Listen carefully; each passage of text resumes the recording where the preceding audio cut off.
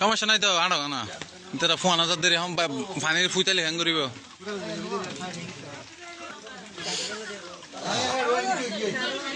পানি যেদিকে পানি অকুশাল না আসবে অধিক পানি দেবেন করি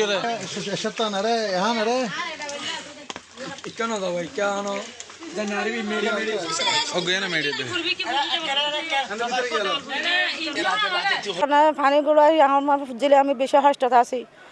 আমি এখন বসে খানায় ফিনায় বেশি অভাবত ঘর বাড়ি সবগুলো চলে গেছে আমার কিছু নাই আমি বেশি অভাবী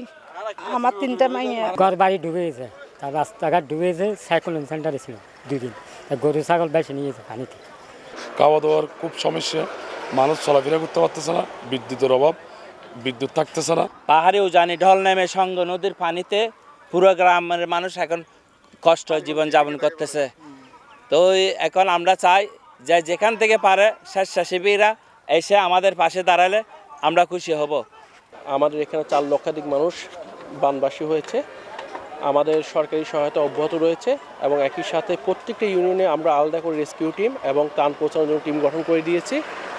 এবং আমরা চেষ্টা করেছি যাতে এই বন্যার কারণে কেউ না খেয়ে না থাকে।